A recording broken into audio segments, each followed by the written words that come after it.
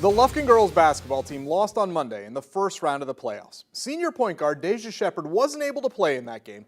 In fact, she hasn't been able to play in any game over the past 7 weeks because she's been recovering from a serious medical emergency.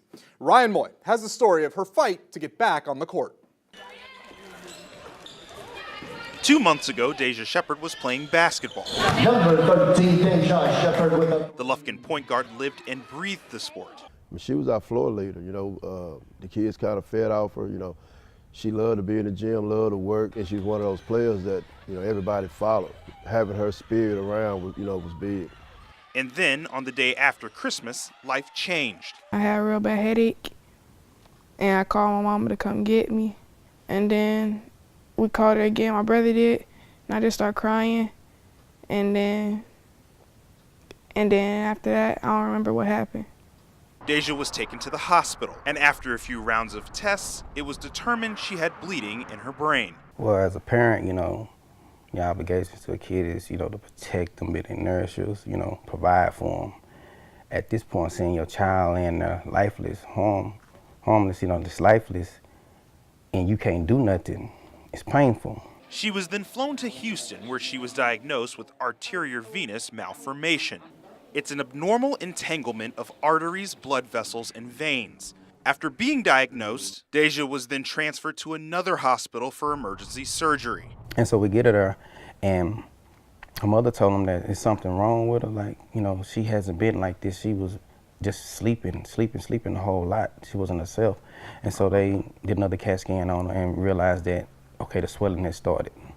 And so they rushed into immediate surgery and put a drain in her head and drained the brain for a couple of days. I was kind of scared at first, and then I just started praying, and I just knew everything was gonna be all right. To make a decision like this, this is a decision that could affect her life forever. And so that's pressure. So I had to sit down and get all the facts, pray, and do what I feel is right for her, not for me, but for her to recover and growing as a young woman one day. The ordeal didn't just have an impact on her family. The news also spread to her basketball team. Deja Shepard is one of those, a special person. And anybody that can fight through this and come back on the other side is her. AVM can go undetected. And this was a wake-up call for Coach Scroggins. Well, we never thought of, anything like that, which makes it even more scarier. So it was scary. Now, obviously if my kids start talking about their, have headaches, it's something I'm gonna think about and, try to go and get them checked out and make sure everything's okay. Shortly after surgery, Deja was released. Her life went back to normal surprisingly fast. The very next day after surgery, I'm outside feeding the horses. I'm out in the field, and I hear a basketball bouncing. Boom, boom. And I look up and it's her shooting the basketball. I'm just a positive person. And not let nothing get down on me. I just like taking challenges, and if I get them done. During her recovery, Deja has received messages of support from her teammates online. It was exciting. I ain't ever had that many likes. I just got a whole bunch of love.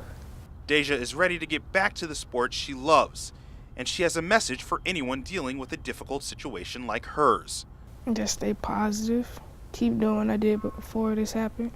If you don't, you won't be nothing in life. You just be a negative person. I just want to stay positive. In Lufkin, Ryan Moye, CBS 19 Sports.